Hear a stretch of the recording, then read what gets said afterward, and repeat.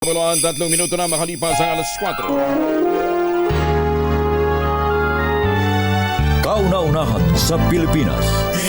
NBC Manila Broadcasting Company.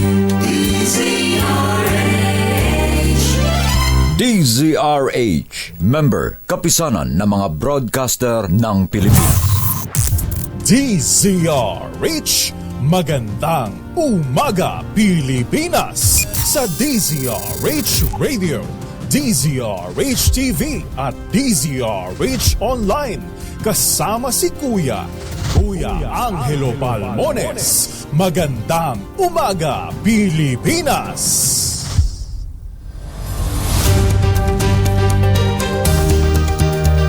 Ay, Lunes ho tayo ngayon. 27 ng Nobyembre 2023. Sabi syempre, nagre-relax muna ngayon. Holiday eh. Tataka siguro sila, bakit holiday? Holiday ho ngayon dahil inurong ang selebrasyon ng National o ng Bonifacio Day. Sa halip na November 30, para nga daw po magkaroon tayo ng significant holiday economics. Iniurong ho ng Pangulong BBM mula November 30 at ginawang November 27 ang Bonifacio Day. Magandang umaga Pilipinas, sa ulo ng ating mga balita. Amihan magpapaulan sa malaking bahagi ng Luzon. Araw patay, higit naman 1 milyong kataong apektado ng shear line at LPA. Philippine aircraft nakalahok sa Joint Philippine-Australia drill sa West Philippine Sea, inikutan ng jet fighters ng China. Nilagdaang amnesty proclamation ng Pangulong BBM suportado ng Armed Forces of the Philippines. 500 milyong pisong ayuda scholarship ipinamahagi sa mga taga-Isabela sa ilalim ng bagong Pilipinas Servisyo Payer. 4 na nagpakilala ang ahente ng NBI nilimas ang mga alahas ng isang pawn shop o jewelry shop sa Cebu City. Mga smuggler ng gulay, sakit ng ulo sa Benguet. Maganda umaga, Pilipinas! Kasama pa rin natin ang buong radyo natin FM nationwide, ang ating Maxion Radio Station sa Luzon, Visayas at Mindanao, 91.7 BNFM Radio sa Cebu at 94.3 FM sa Jensan. 6 na minuto na makalipas ang alas 4 ng umaga. Ang Northeast Monsoon, amihan pa rin ang siya nakaka-apekto sa hilaga at gitnang Luzon. Dahil dito, sinabi ng Pag-asa na asahan ang mga maulang panahon sa mga lalawigan ng Cagayan Valley, Apayao, Kalinga, Mountain Province, ganyan din sa Ifugao, kasama ng Ilocos Region, Central Luzon at ilang bahagi ng Cordillera Administrative Region. Epekto naman ito ng amihan. Nagbabala pa ang Pag-asa ng posibleng flash flood at landslide sa mga high-risk area sa panahon ng severe thunderstorms. Samantala, sinabi ng Pag-asa, hindi na makaka-apekto sa bansang shear line habang wala pa rin inaasahang anumang sama ng panahon o LPA hanggang katapusan ng Nobyembre. Dalawang nasawi, mahigit naman sa 1 milyon individual ang naapektuhan ng matinding ulan, epekto ng shear line at low pressure area. Ayon sa National Disaster Risk Reduction and Management Council, higit sa 1 milyong katao, katumbas ito ng 254,000 ng mga pamilya mula sa 1,400 barangays ang nasalanta ng mga pagbaha at pagguho ng lupa. Mula sa nabanggit na bilang, mahigit sa 81,000 ang lumikas, kabilang ang 48,000 na nasa evacuation centers sa iba't ibang lugar, habang 32,000 naman na nakisilong sa kanilang mga kaanak at kaibigan. Kabilang sa mga naapektuhang lugar na nakapagtala ng mga bakwit, ang Calabar Zone, Mimaropa, Bicol Region, Western Visayas at Eastern Visayas. Samantala, pumalo naman sa 119 million pesos ang halaga ng pinsala sa mga pananim. Naapektuhan din ang kabuhayan ng mahigit sa 5,000 mga magsasaka at mga mangingisda. Namahagi naman ang gobyerno ng 65 million pesos na halaga ng ayuda para sa mga matinding naapektuhan ng sama ng panahon. Binantayan ng 2 fighter jets ng China ang aircraft ng Pilipinas nakalahok sa Philippine-Australia Joint Patrol sa West Philippine Sea. Ayon kay Philippine Army spokesperson Colonel Cerces Trinidad, nakumpirma nila ang report na 2 fighter jets ng China ang nakatutok sa A-28-B Super Toscano sa Hubo Reef sa West Philippine Sea. Kasama ang naturang eroplano ng Pilipinas sa Toowoomba Frigate at 8A Maritime Surveillance Aircraft ng Australia. Ang panggaligid ng fighter jet ng China ay nangyari sa pangalawang araw ng Joint Air and Sea Patrol ng dalawang bansa. Nagsagawa ng 3 araw na Joint Maritime at Aerial Patrol sa West Philippine Sea ng Pilipinas ang Australia at nagsimula ito noong pang-Sabado, November 26. Layo ng aktibidad na palalimin ang kooperasyon ng dalawang bansa upang labanan ang pagiging agresibo ng China sa rehiyon. Una na rin sinabi ng Australian Foreign Ministry spokesman na Foreign Minister ng Australia na si Penny Wong. Nais nilang tulungan ang Pilipinas na palakasin ang maritime capabilities kabilang ang training, pagbabantay sa karagatan at ang pagbibigay ng bagong kagamitan. Una na rin nagsagawa ng Joint Maritime Patrol ng Pilipinas at Estados Unidos hanggang sa pinag-aagawang teritoryo sa West Philippine Sea. Tuloy ang trabaho ni Speaker Martin Romualdez kahit weekend at sa halip na makapila ang kanyang pamilya na mahagi ito ng 500 milyong pisong ayuda sa mga programa ng gobyerno para sa mga taga-Isabela sa ilalim ng bagong Pilipinas Servisyo PAIR ni Pangulong Bongbong Marcos Jr. Kasama ni Speaker Romualdez si Deputy Speaker Tony Petalbano na kumatawan sa buong Isabela at iba pang mga lokal na opisyal ng lalawigan. Ayon kay Romualdez, hindi madaling humingi ng tulong sa pamahalaan sa Maynila kaya sila na mismo ang nagpunta ng Isabela. Bukod sa cash assistance at rice distribution sa pagtutulungan ng Kongreso at ng Department of Social Welfare and Development na mahagi din ito kasama din ito sa pamamahagi ng mga scholarship mula sa CHED at TESDA. Paniguro pa ng leader ng Kongreso, hindi itong huli kundi marami pang ayudang ibibigay ang pamahalaan para sa mga taga-Isabela. Matapos naman ang pagbibigyan ng ayuda, balik Maynila ang speaker para personal na mag-abuti ng pasasalamat sa lahat ng dumalo sa Asian Pacific Parliamentarian Forum na ginanap sa PICC. 19 na bansa mula sa Asia at Pacific Region ang nagpadala ng kanilang mga kinatawan ng mga senador at mga miyembro ng parlamento o mga mambabatas. 10 minuto na makalipas ang alas 4, kinumpirma ng Armed Forces of the Philippines ang pagbaba sa 200 ang bilang ng mga barangay na inatake ng New People's Army simula nang iligay ito sa Community Support Program. Sa panayam ng DCRH at ng radyo natin, sinabi ni Colonel Medel Aguilar, tagapagsalita ng Armed Forces of the Philippines, galing ito sa bilang na nasa mahigit 400 nang magsimulang taon. Ayon kay Aguilar, napansin din nila na kumonte ang bilang ng mga miyembro ngayon ng NPA.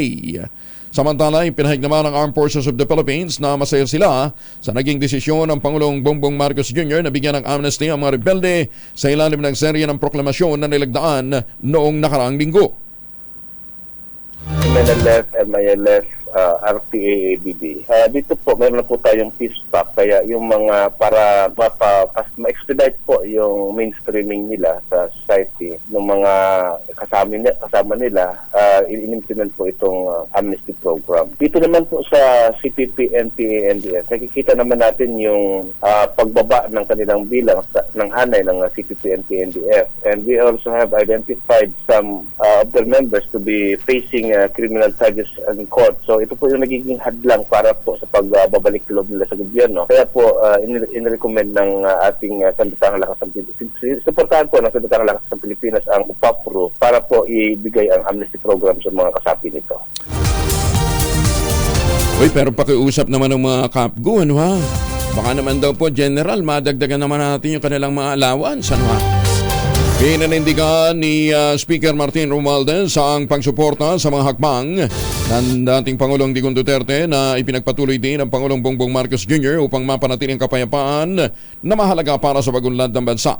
Ayon kay Romualdez, ang tunay na progreso ay matatamo kung may kapayapaan, kaya ang amnesty programs na unang sinulong ni Mayor Digong ay pinagpapatuloy ng Pangulong Bongbong Marcos at ito ay hindi lamang isang act of reconciliation kundi mahalagang hakbang para sa economic at social policy ng bansa ayon sa Speaker. Ipinaliwanag pa ni Romualdez makasaysayan ang ginawa ng Administrasyong Duterte na bigyan ng amnesty ang iba't ibang mga miyembro ng mga rebelding grupo at ipinagpapatuloy naman ng Pangulong BBM. Ito'y pagpapakita ng nagkakaisang pananaw sa kahalagahan ng kapayapaan ng magkaibang administrasyon. Sabi pa ng House Speaker, mahalaga din na maalalayan ng gobyerno ang mga dating rebelde na nagdesisyong magbalik loob tulad ng pagsuporta para magkaroon ng trabaho, pagkakakitaan, edukasyon at kalusugan. Bagong balita, bagong impormasyon. Kasama si Kuya Angelo Palmones. Magandang umaga, Pilipinas! Hoy mga mamis, pwede tayo mag-laundry day today. Kayo ba'y kunot ng ulo kapag makapit, madikit at malupit ang mancha? All you need is Pride. Ba't kahihirapan ang self-concept Pride? Easy at worry-free naman ang laundry. Sa triple stain-away formula, tanggal ang matinding mancha based on sa chocolate, mud, and 7-1 cotton. Gawa po ito ng ACS. Mamalengke muna tayo.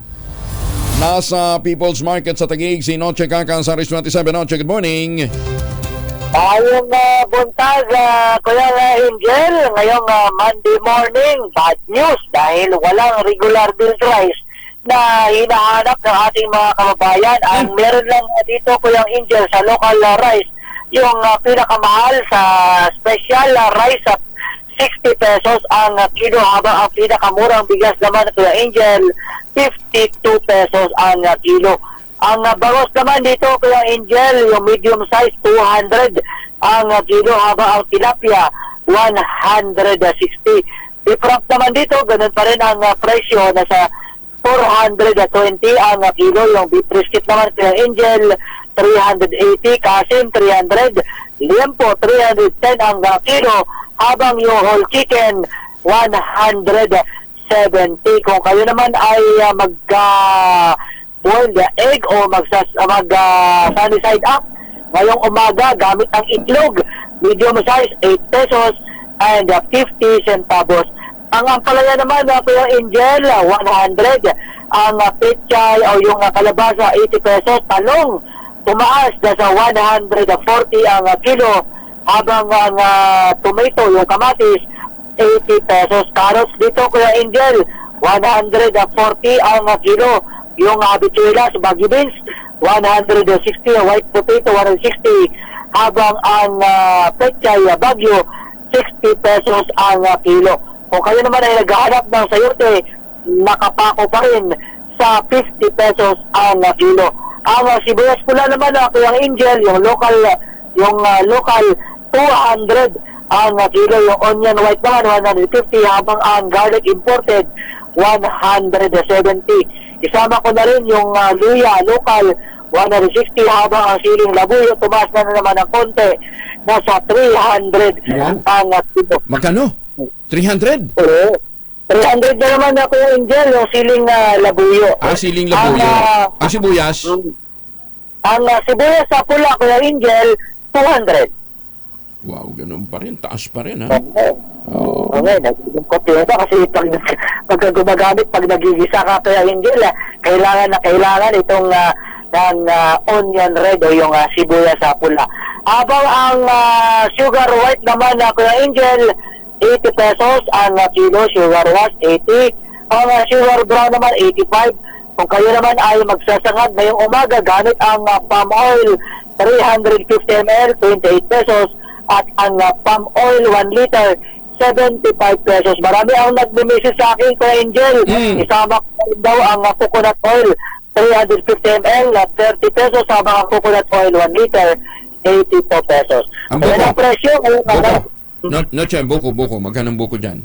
ang buko ko, Angel, hindi pa rin nagbabago. Nasa 35 pesos pa rin ang bawat isa, ko, Angel. Habang papalapit yung Pasko, pataas din ang presyo, ko, Angel. Okay lang sana kung pang salad dyan. Baka mamaya malasipon yung lugi naman tayo dyan. Ano ito, Kuya Angel? Yung bukong-buko na parang pang-salad talaga. Pang salad talaga. Yung iba naman malauhog, ang inom lang yun, Kuya Angel, sabaw lang napapakinabangan doon. Yung sinabing pagka malauhog, magkano? Ay, ganun pa rin ang presyo, Kuya Angel. Wala pagbabago. Kasi, galing ito ng Batangas sa Kuya Angel. Yung iba naman ay galing na Quezon. Okay, sige. Maraming salamat na Noche. Balik sa iyo, Kuya Angel. Wala sa People's Market sa Taguig, RH27, Noche Kakas. Nako, swerte ho ng mga nagtatanim ho ng nyug, ano? Sigurado sila may mapagkukunan ho silang masarap ng pambuko salad. Ang mahal na ho ngayon, magkano? 35 sa Taguig. Samantalang sa amin, ang farm gate price, 15 lang. Ano, ha? Mataas na yun, ha? Sa Mindanao, pero sa market, nasa mga 20, 25 na rin. Ay, sus may Ginoo. Magtanim kasi kayo. Kami sa likod ng bahay namin, meron eh. Ihila ka dapat. Ay, hindi. Sa asin! Anong ihi? Pambihira kayo. Mga magsasaka at biyahero ng gulay sa La Trinidad, Benguet. Inonsulta naman hinggil sa isyu ng smuggling, hoarding at profiteering ng mga produktong gulay. Detalye ng balita mula kay Romy Gonzales. Arish 41 ang bag na bigat kada kayo amin sa ating mga kababayan dyan sa Norte, Romy. Nagsagawa ng konsultasyon sina Senator Lito Lapid at Benguet Congressman Eric Yap sa mga magsasaka at mga biyahero ng gulay sa trading post sa La Trinidad, Benguet.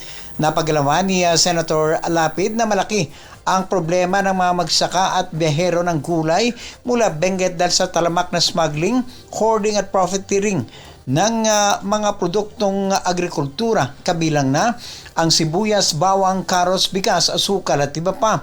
Sinabi ni Lapid na ibinabagsak ng mga smuggler ang presyo ng agricultural products na unti-unting pumapatay sa mga magsasakang Pinoy.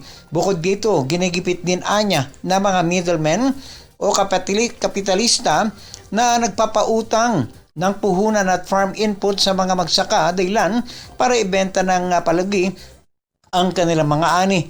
Kabilang si Senator Lapid sa mga may akda sa Senate Bill number 2432 o Anti-Agricultural Economic Sabotage Act of 2016 na naglalayong pigilin ang talamak na smuggling, hoarding at profiteering ng mga sindikato sa agrikultura. Kinatigan naman ni Congressman Yap ang panukalang batas na ito dahil kailangan anya ng whole of government approach para labanan ang smuggling at hoarding.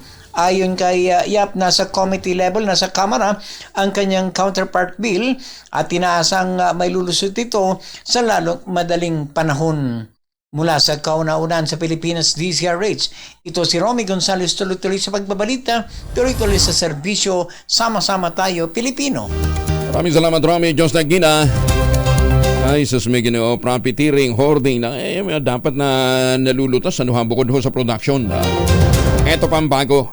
Iminongkahin ng isang grupo sa agriculture sector na ibenta naman per kilo ang itlog sa halip daw po na kada piraso. Ang proposal ay mula kay AGA Party List Representative Nicanor Briones, ang chair ng Pork Producers Federation at Egg Council of the Philippines. Sinabi ni Briones, kadalasang pinagsasamantalahan ng mga retailer ang laki o size ng itlog para ibenta sa mas mataas sa merkado. Ayon sa kanatuan, wala namang magawa ang mga consumer dahil ang mga retailer ang nagdidikta ng presyo ng itlog. At kung ang size nito ay nasa kategoryang small, medium, large, extra large o jumbo. Samantala, naniniwala si Briones na mapipigilan ng naturang pagsasamantala kung ang itlog ay ibebenta ng per kilo sa halip na kada piraso. Pero di ba, kasabagay sa farm gate, sa farm ba, kuridas ba yan? Wala bang size ng pinag-uusapan? Meron kasi mismo sa mga producer, di ba? Kaya lang, ang hirap po mag-determine kung yan ba, medium ba yan o large. Dahil hindi naman sila masyadong nagkakalayo eh. Kaya ang sinasabi ho ng grupong ito, dapat daw gawin na lamang nating per kilo ang pagbibenta ng itlog. Pwede tanongin mo, Manong, magkano bang itlog mo? Ano bang bigat ng itlog mo? Hindi, pero seriously, dapat ho ito naiintindihan natin yung dynamics ng pagbibenta ho ng itlog. Anyway, tanongin natin ang ating mga suki. Ano? Kung kayo po ang tatanungin, boto ba kayo na gawing per kilo na lamang ang pagbibenta ng itlog? Ang inyo pong boto, maaaring may chance na manalo ng hanggang 1,000 piso. Ang gagawin lamang ho ninyo, mag-text ho ng inyong sagot sa 0919-282-6485. Ulitin natin ha, 0919-282-6485. Ang inyong boto, may chance na manalo ng 1,000 piso. Pandagdag sa pambili ng itlog. Magandang umaga, Pilipinas! Naalala ko tuloy yung mga yung mga bulante, yung mga nag-jumble-jumble sa mga terminal. Di ba pagka nagbebenta ng itlog? Itlog Manoy, orange! Itlog Manoy, orange. Ibig sabihin, no, itlog kayo at saka orange. Kasi pinagsasabay nila yun eh. Kaya lang, samahunan dating eh. Itlog Manoy, orange. Sumagot yung isa. Paano mo nalaman? Sabi, sa inyo, kulubot. Magandang umaga, Pilipinas! Mga magsasaka, maghihintay pa ng tubig mula sa Pantamangan Dam. Nako, inihahanda pa daw ho ng NIA ang pag-i-schedule. Mukhang marami-rami ho itong hindi napatubigan. Detalye na balita mula kay Grace Alzano, Aris 25. Grace, good morning. Good morning, Angel. Inihahanda na ng NIA Upper Pampanga irrigated system itong NIA UPRIS ang pagrarasyon ng tubig sa mga sakahin sa mahigit na 146,000 sakahan sa buong Nueva Ecija. Mula rito, inaming hindi mabibigyan ang mga service area na nasa mahigit 50,000 na hektaryang irrigated farmland. Bunsod ito ng nararanasan ng El Nino. Ayon kay NIA UPRIS Manager Gertrudes Viado, sa ngayon, ang tubig ng Pantabangan Dam ay nasa 201.5 meters. Ang water elevation nito mula sa 212 bilang spilling level. Kung kaya't nangangamba ang Grace, naputol. Pakibalikan mo nga sa Grace. Nangangamba ho yung mga magsasaka na baka hindi ho na naman sila makahabol sa susunod na cropping.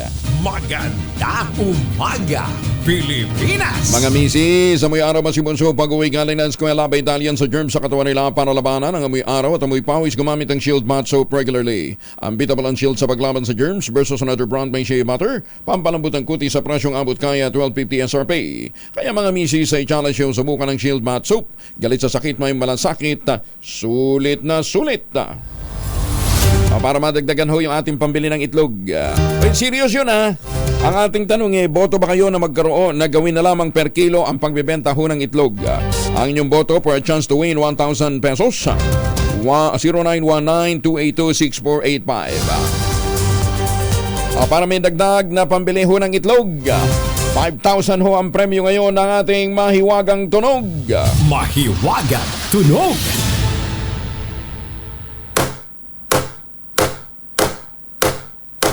Ayan, parang ini-slice ng na-scrambled egg, no?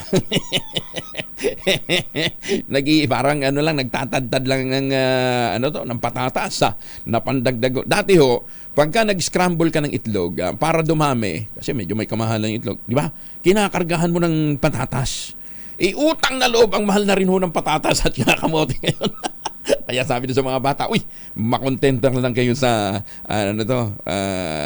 itlog, wala na yung tortang itlog ngayon dahil mahal na rin ho ang sibuyas, mahal ang bawang, mahal ang pangalan nito, patatas.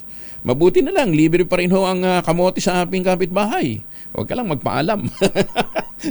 Pag magpaalam ka, may presyo. Bawal yan. Ang inyo pong mga sagot, ipadala po ninyo sa 0919-282-6485. Sundin ang tamang format po ng pagte-text. Empty space, name / address / contact number / at ang inyong sagot. Isang beses lamang po maaaring mag-text sa ating text line gamit ang inyong mobile number. Nag-remit naman ang Philippine Amusement and Gaming Corporation o PAGCOR ng 5 bilyong pisong karagdagan ng mga dividendo sa Bureau of Treasury bilang suporta at pagpapalakas sa budget requirement ng gobyerno para matustusan ang mga programa ng pamahalaan. Ang latest dividend ng PAGCOR ay kumakatawan sa karagdagan at advance na dividendo mula sa mga kinito nito sa pagtatapos ng 2022. Ayon sa PAGCOR, ang 5 bilyong piso ay dagdag sa 1.95 billion pesos na unang binigay ng gaming firm noong nakaraang taon. Ang kabuang remittances ng PAGCOR sa taong ito ay mas mataas ng 9.32% kumpara sa deklarang dividendo na 6 na bilyong piso noong 2021. Ayon naman kay PAGCOR Chair Altenco, ang pagtaas ng remittance ng PAGCOR para sa kaban ng bansa ay dahil sa muling pagsigla at pagbuhay ng gaming operations at patuloy na pagbangon ng Pilipinas mula sa pandemya.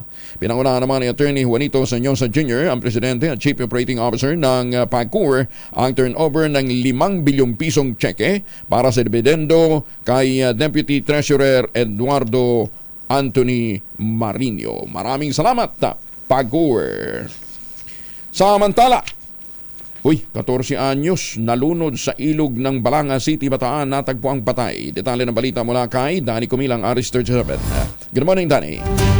Natagpuan na kahapon ng umaga ang katawan ng isang 14 anyos na grade 9 student na nalunod ito matapos na maligo kasama ang kanyang mga kaibigan sa Tartar River, Barangay Puerto Ribas, Balanga City, Bataan. Ang biktima na nalunod ayon sa report ng Balanga City PNP ay si John Mart Marasigang, 14 anyos, estudyante, residente ito ng Sitio Bani, Barangay Kataning, Lungsod ng Balanga.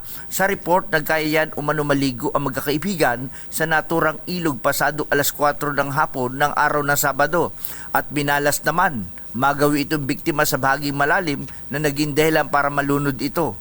Nakuha ang katawan ng biktima sa ilalim ng ilog ng mga nagsama-samang sumisid na kinabibilangan ng Marshal, Mangisda, Coast Guard, Rescue Team. Mula sa kauna-unahan sa Pilipinas, DCRH, ito si Danny Kubilang.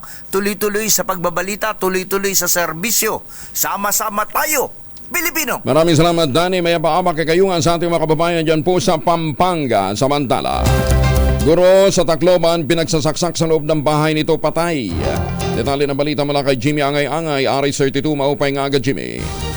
Ang guro sa Tacloban, pinagsasaksak hanggang sa mamatay sa isang bahay sa Northern Barangay sa naturang syudad. Kinilala niya Tacloban City Police Office sa Police Colonel Michael Palermo ang biktima, si Bernabir Basiano, Senior High School Teacher 2. Hindi pa pinagalanan ng kapulisan ang suspect sa pagpatay, subalit nasa 35 hanggang 45 anyos ang suspect. Nangyari insidente sa Block 4, Lot 13, Night Ridge Village, Barangay 98, Kamansihay, Tacloban City. Sa investigasyon ng PNP, binisita ni Maricel Mendoza ang kanyang bahay sa Night Ridge Village para maglinis. Sa pagbukas niya sa pinto, bumugad sa kanya ang katawan ng biktima na wala ng buhay at binalot ng blanket. Natuklasan din na dumaan ang suspect sa bintana. Sugatan ang biktima sa iba't ibang bahagi ng katawan, lalo na sa liig. Sa kasalukuyan, iniimbestigahan ng PNP ang insidente at managot ang gumawa ng krimen. Subalit ayon kay Colonel Palermo na nahuli na nila ang mga suspect at hindi pa pinangalanan naman ng PNP official. Mula sa Action Radyo Tacloban, ito si R32 Jimmy Angay-Angay. Tuloy-tuloy sa babalita, tuloy-tuloy sa serbisyo, sama-sama tayo, Pilipino. Dagang salamat, Jimmy. Samantala, sa iba pang mga balita, magtatanim ng 236,000 na puno ang mga public school sa Pilipinas sa December 6. Bahagi ito ng Christmas project ng Department of Education o DepEd. Sa memorandum noong November 17, sinabi ni Vice President at Education Secretary Sara Duterte, 47,678 ang mga public school ang sabay-sabay na magsasagawa ng tree planting activity kung saan ang kada paaralan ay magtatanim ng 5 puno. Ayon pa sa Vice Presidente, maaaring magtanim ng puno ang mga eskwelahan sa kanilang ground o sa mga maliliit na espasyo at maaari din silang maghanap ng local parks, marine protected area o kahit saang open space malapit sa paaralan. Pinatasan din ni BP Inday ang lahat ng mga DepEd regional offices na makipag-ugnayan sa Department of Environment and Natural Resources para makakuha ng mga buto ang bawat paaralan sa kanilang rehiyon. Teka, Madam Vice President, mukhang mali. Ito na naman ho tayo, mag-tree planting. Hindi ho tree growing yan. Tama na, turuan ho natin na magtanim ho ng puno ang mga bata, pero wag naman ho sa eskwelahan. Alam nyo bakit? After 5 years, yung tinanim nilang puno, puputulin. Bakit ho? Kasi mag-i-expansion ng eskwelahan. Magtatanim ka ho sa mga gilid ng daan. After several years, puputulin ko kailan na laki na yung puno. Bakit mag-i-expand yung daan? Ang kailangan hong taniman natin, bundok. Bakit hindi yung mga magulang ang inyong himuki na magtanim ng bundok doon ho sa mga ng puno sa mga kalbong bundok? Diba? Kaysa nasasayang ho. Tama yun ay minumulat ho natin yung mga bata sa ganyang klase ho ng activities. Pero mali.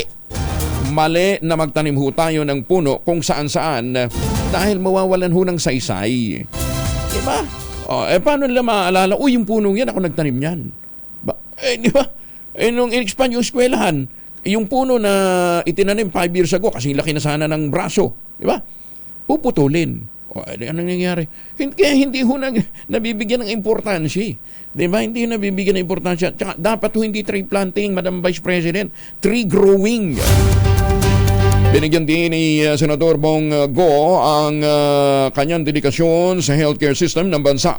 Sa monitoring visit nito sa Malasakit Center sa Sorsogon Provincial Hospital sa Sorsogon City.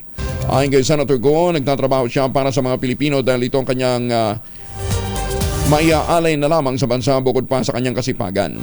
Sinabi pa ni Go na nagpapatuloy ang kanyang advokasya sa pagtulong sa mga nangangailangan ng medical assistance. Sa kabuuan, 159 malasakit centers nationwide niyang nagsiservisyo bilang one-stop shop katuwang ang Department of Social Welfare and Development, Department of Health, Philippine Health Insurance Corporation, Philippine Charter 66 Office para tulungan ang mga mahihirap na mga pasyente at mga may karamdaman. Pinasalamatan din ng senador ang mga healthcare worker at ang mga frontliner sa kanilang sakripisyo, partikular na sa panahon ng COVID-19 pandemic. Magandang umaga, Pilipinas! Alkalde at ang asawa nito absolto naman sa kasong illegal possession of firearms and explosives sa bayan ng Moises Padilla, Negros Occidental. Detalye na balita mula kay Rex Cantong, Irish 46, may nga Rex. Inabsuelto ng korte ang alkalde ng bayan ng Moises Padilla, Negros Occidental at asawa nito dahil sa kasong illegal possession of firearms and explosives. Sa 13 pahina na desisyon ni Regional Trial Court ng lungsod ng Bacolod Branch 46 Judge Edgar Topas na pitsa noong Nobyembre 23, idinismiss ang kaso laban kina Mayor Elia Garcia Yulo at Felix Matias Segundo Feria Yulo III dahil sa insufficient of evidence. Ayon kay Topas, hindi na-establish ng prosecution na ang presensya ng lahat na mga elements of the crime hinggil sa nasabing kaso na pag-alaman na noong Desyembre 19 taong 2017 nang ma-intercept na ang vice-alkalde noon at ang kanyang asawa sa isang checkpoint sa Moises Padilla dahil umano sa illegal possession of firearms and explosives. Inihayag ni Yulo na planted ang nasabing mga barel at eksplosibo na nakapiyansa ang mga ito. Mula sa Akson Radyo Bacolod, ito si Rex Cantong, tuloy-tuloy sa pagbabalita, tuloy-tuloy sa serbisyo. Sama-sama tayo, Pilipino. Mga salamat, Rex. Samantala, may update tayo sa nanakawang pawn shop dampo sa Cebu City. May hinala ang pulisya na ang mga suspect na naloob sa isang pawn shop o jewelry store ay hindi mga taga Cebu City. Ayon kay Police Major Miles Dumaslog, ang chief ng Carbon Police Station, maaaring dayo sa lugar ang mga suspect na nagpakilalang mga tauhan ng NBI. Nilinaw din ng opisyal na may mga pulis na nakatalaga sa lugar, ngunit nang mangyari ang naturang insidente ay nagpapatrolya ang mga ito sa opposite block ng Colon Street sa Barangay Kalubihan. Sinabi pa ni Major Dumaslog, isa sa mga pulis ang pinagpapaliwanag na kung bakit wala ito sa kanyang pwesto nang mangyari ang robbery sa auto pawn shop and jewelry store. Mag-live-in partner na huli naman sa entrapment operation ng NBI matapos ibenta ang kanilang anak. Mga walang konsensyong magulang ito sa Alaminos City sa Pangasinan. Masantos siya kabasan ni Siki Amin sa ating mga kababayan dyan po sa Pangasinan. Freddy. Nasa kustodiya ngayon ng Alaminos City National Bureau of Investigations ang mag-live-in partner matapos ang pagka-aresto rito na magbenta ng kanilang anak sa nagpanggap na bayar na kawani ng NBI. Nakilala ang mga suspect na sila Reynante Ladaran at ang kanyang live-in partner na si Margie Lawaga, pawang mga residente ng Rizal, Kalinga. Sa ulat ni Atty. Fabienne Matibang, agent in charge ng NBI Alaminos City District Office, nakatanggap sila ng reklamo mula sa Project Rescue Children, isang NGO na naalarma sa kanilang nakita sa social media na nakapost na may isang 3-week-old na sanggol na for sale or adoption na nagkakahalaga ng 300,000 piso. Dito'y gumawa na ng hakbang ang NBI kung saan nagpanggap ang isa nilang agent na buyer at nagkasundo na makipagkita ang mga suspect sa isang restaurant sa lungsod at nang magkaabutan ng mark money at batay agad itong inaresto. Ayon sa mga suspect, ang dahilan umano ng kanilang pagbebenta ng kanilang anak ay dahil sa hirap ng buhay. Naharap ngayon ang mga ito sa kasong paglabag sa Republic Act 11862 o Anti-Trafficking Person Act at Republic Act 7610 o Special Protection of Child Against Abuse at Exploitation and Discrimination Act. Itinurn over naman sa DSWD ang sanggol na sila ngayong kumakalinga sa bata. Mula sa Action Radio Pangasinan, ito si Freddy Pajardo, RS38, tuloy-tuloy sa pagbabalita, tuloy-tuloy sa serbisyo, sama-sama tayo, Pilipinas. Maraming salamat, Freddy. Napakawalang konsensya na. Takin mo ba, anak mo, ibebenta mo? Sige, bago ho kayo lumagay sa tahimik guys, dapat ho talaga, inaalala ho natin kung yung atong isisilang na chikiting sa mundo, kaya nating pakainin, pag-aralin, bihisan at bigyan ng magandang kinabukasan. Kung hindi, mag-condom kayo! Diba? Gagawa-gawa kayo ng bata pagkatapos hindi nyo naman kayang palang bibenta nyo. 4 milyong pisong halaga ng undocumented lumber na kumpiska ng Philippine Coast Guard sa isang truck sa Matnog, Sorsogon.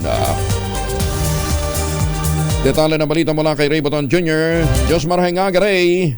Nasa 4 na milyong pisong halaga o nasa 61 piraso ng mga undocumented good lumbers sakay sa isang 10-wheeler truck wing van ang nakumpiska ng mga personay ng Philippine Coast Guard Sorsogon at ng mga otoridad nitong nakaraang Martes sa Purok 6 Barangay Bulo, Matnog sa lalawigan ng Sorsogon.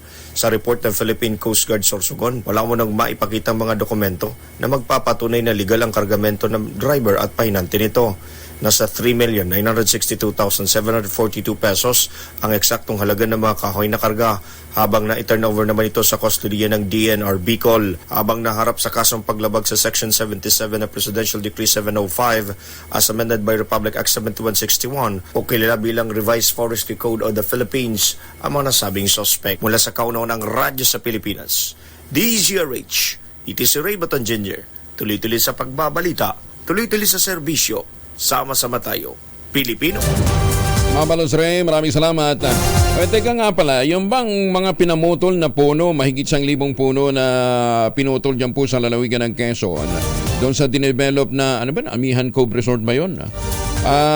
Philippine Coconut Authority, Malo, ano bang nangyari na doon? Meron ho bang nahabol na, meron bang nasampahan na ng demanda? May napapanagot na ho ba doon? Doon sa dinevelop na resort dyan po sa lalawigan ng Quezon. Ayan, sabi ho sa atin ni Administrator Benji, anong apelido nga ni Administrator Malo? Mananagot yung mga namumutol ho ng puno ng walang kaukulang permiso. Ito, may libo ho yung pinumutol Pero, parang drawing lang, Papalo up natin yan, Nasamsam naman ng National Bureau of Investigation ang nasa 2.5 billion pesos na halaga ng mga pineking sunglass at mga tsinelas sa mga pamilihan sa Maynila. Ito'y makaraang magreklamo sa NBI ang ilang mga kumpanya na may mga binibenta daw na mga fake products. Nasabat ng National Bureau of Investigation ang nasa 3,000 tsinelas sa isang warehouse sa Tondo. Nakatakdang kasuhan ng mga suspect ng paglamag sa Intellectual Property Code. Okay, kayo po yung mga may lakad ngayong araw na ito dahil nga lalong-lalo na yung mga pauwi ng Metro Manila dahil patapos na ang long holiday ngayong araw na ito. Kung kayo po ay nangangailangan ng panglinis ng kamay, pang-disinfect ng kamay habang kayo ay nasa biyahe, huwag kalimutan magbaon ng Family Alcohol, proteksyon ng pamilya laban po sa mikrobyo. Tawang formulation, ang family alcohol na pwede nating pagpilian, yung family 70% isopropyl alcohol is specially prepared for clinics, hospital, pharmacies, laboratories, pero okay na okay din po sa mga households. Very effective yan sa disinfection at sterilization. Ganyan ang bagsik ng family 70% isopropyl alcohol. Maghapon man natin gamitin, walang problema. Hindi po manunuyo yung mga kamay dahil meron po itong moisturizer. Yun namang mabangong family rubbing compound improved alcohol.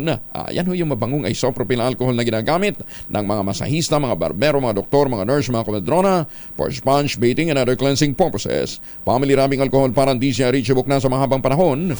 Mabibili sa naman butik at convenience stores nationwide. Family wrapping alcohol, hindi lang pampamilya, pang sports pa. Maganda umaga, Pilipinas! Bago tayo maghanap buhay, balikan muna natin si Grace Ansano, kaugnay po ng nasa mahigit 50,000 ektarya pa ng mga taniman ho ng palay ang hindi pa napapatubigan dyan po sa Nueva Ecija. Grace?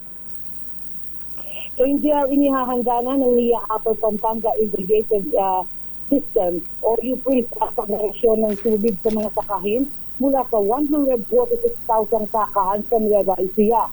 Mula rito, inaming hindi nabibigyan ng service area ang nasa 50,000 hektaryang irrigated farmland, bunsod ng nararanasan ng epekto ng El Nino. Ayon kay NIA UPRIS Manager Bertugas Biado, sa ngayon ang tubig ng Pantabangan Dam ay nasa 201 meters ang water elevation nito mula sa 212 ceiling level.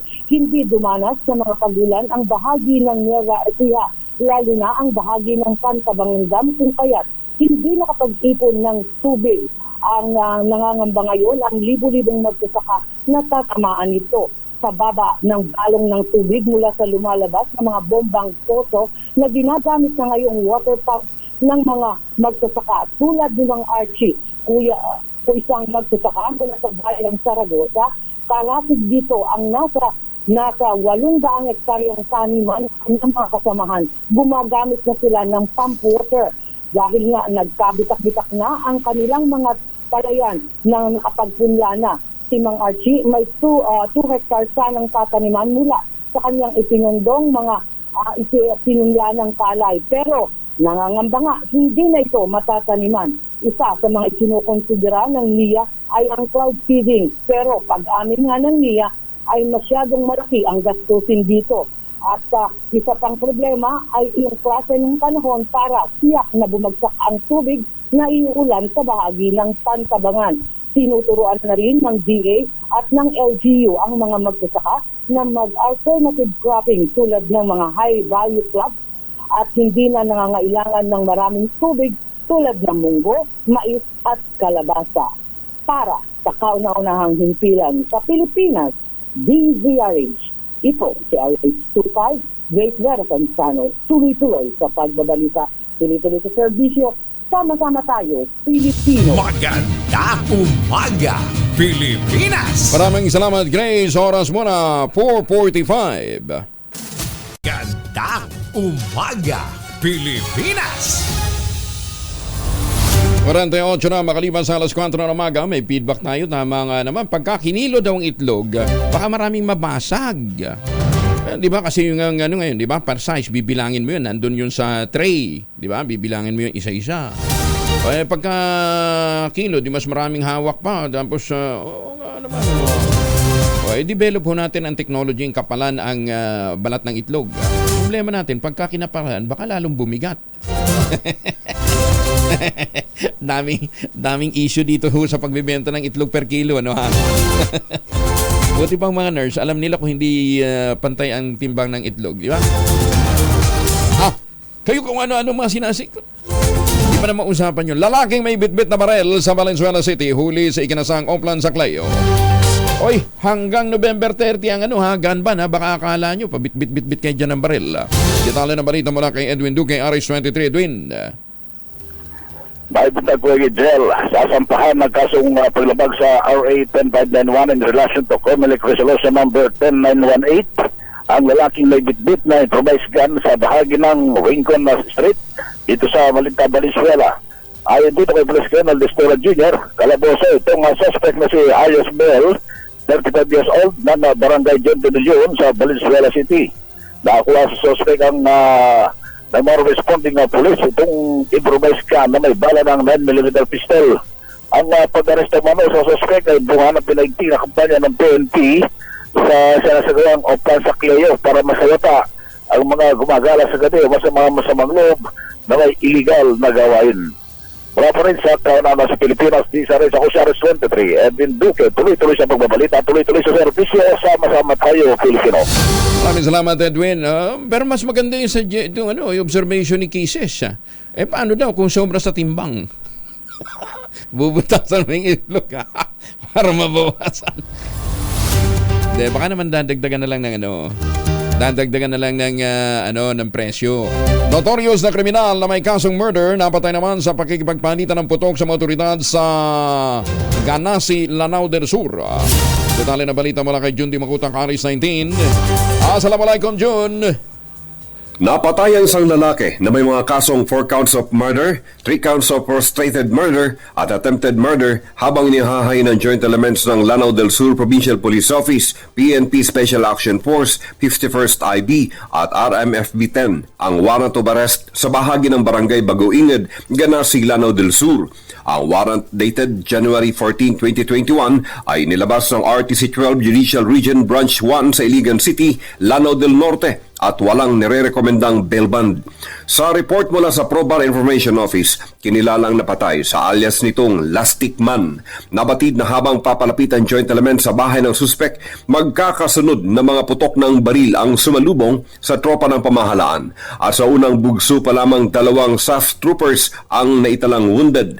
Sa ilang minutong palitan ng putok, napilitang umatras sa mga tauhan ni alias Lastic Man dahil sa manoy firepower mula sa government troops. At sa pag-alugad sa lugar, nakita ang isang iniwanang patay. Nakalaunay nakilalang bangkay ni alias Lastic Man na siyang target sa nasabing warrant of arrest. Na-recover ng government troops ang isang unit ng M16A1 Elesco rifle, mga long and short magazine sa isang bandolier. Sa pahayag mula kay Probar Regional Director Police Brigadier General Alan Nobleza, pinapupurihan nito ang matagumpay na manhunt operation at pinasasalamatan nito ang publiko sa pagtulong sa otoridad. Mula sa kaununahan sa Pilipinas, DZRH, ako si RH19, Jun Di Makutak, tuloy-tuloy sa pagbabalita, tuloy-tuloy na serbisyo, sama-sama tayo Pilipino. Sokran John, mga magsasaka naman naghihintay pa ng tubig mula sa Pantabangan Dam. Si Boy Gonzales to, may report si Boy Gonzales sa RH29. Boy? Oh, nawawala si Boy. Boy, go ahead, Boy.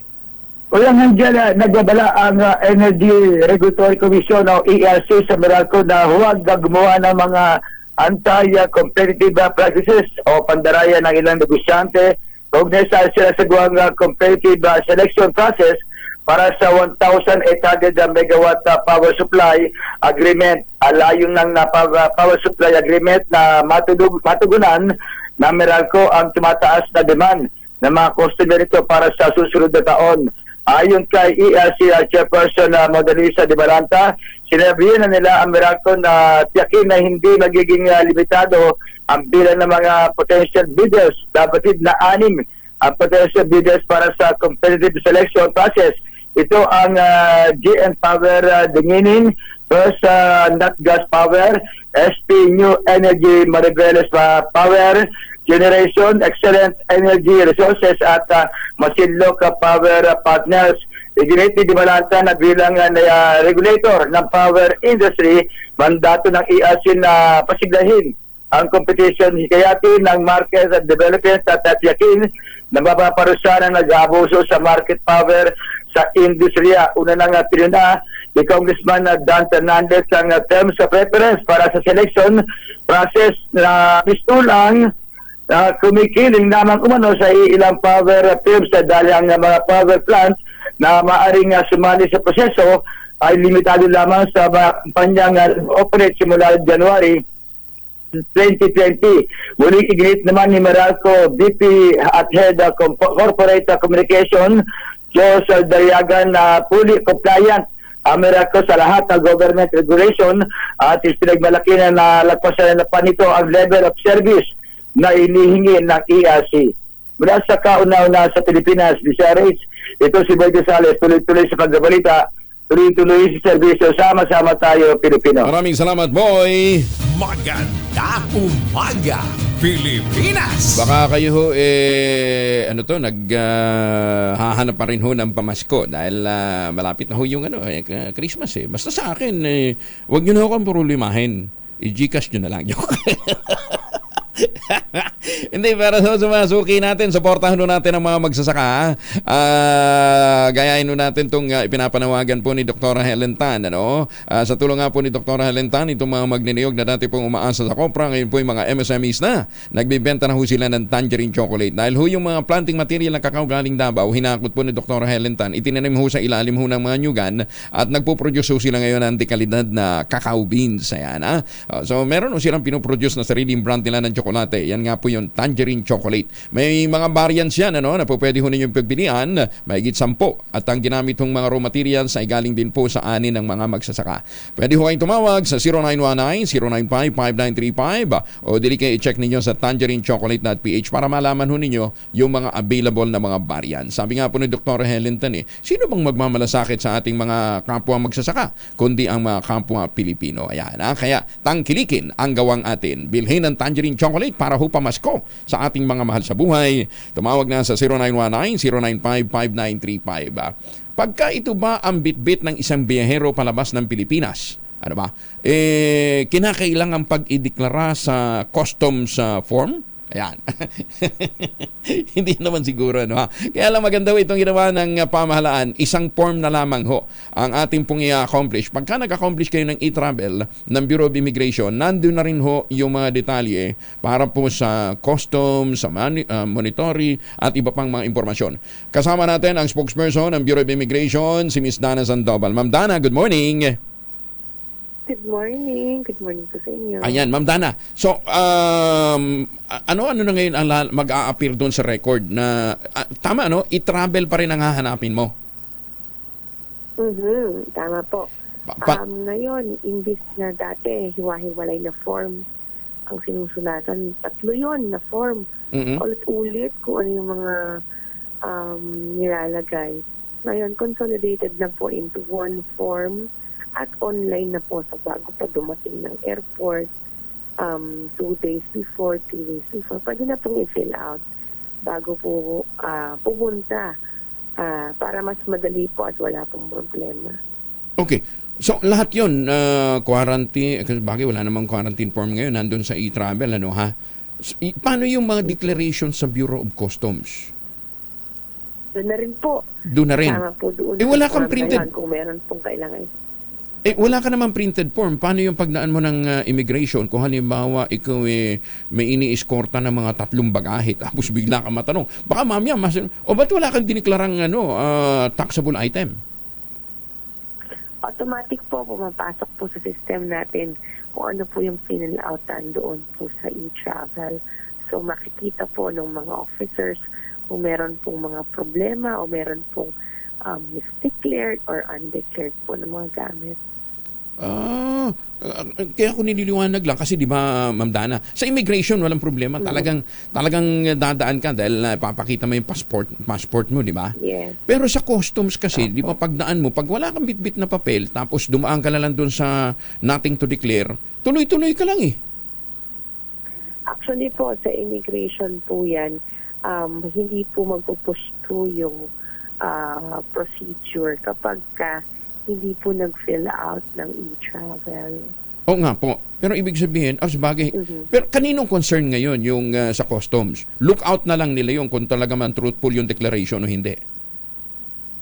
Meron din naman po sila, alam ko meron po silang mga officers doon po sa exit na nagmo-monitor din po yung mga umaalis. Siguro pino-cross-check po nila yan doon po sa form na sinulatan po doon sa e-travel. Okay, so exit and entrance pareho.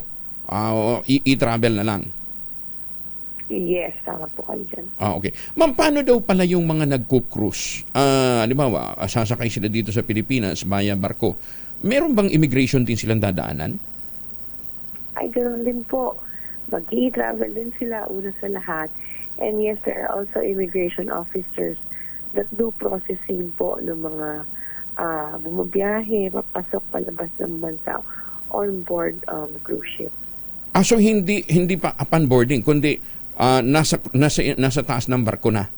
Doon ipo-process o oo. Kapag po ang ship, ang cruise ship ay galing po sa ibang bansa, usually yan Hong Kong, China, na may mga usual nila. Pero po ang usual na ruta kasi last Asian port po doon po sumasakay ang immigration officers and magsisimula po i-process yung mga pasaporte once pumasok po sa Philippine waters yung vessel. Okay. The same practice din yan sa ibang bansa? Kung halimbawa, magdi-disembark ka, pareho lang? Yes po, karamihan po ng mga bansa, ganyan po.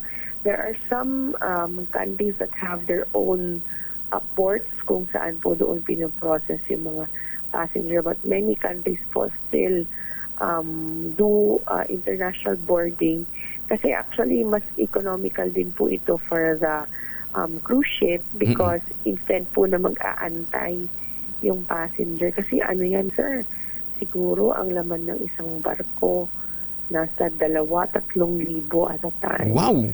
So they have very limited time when they disembark in the Philippines. Okay.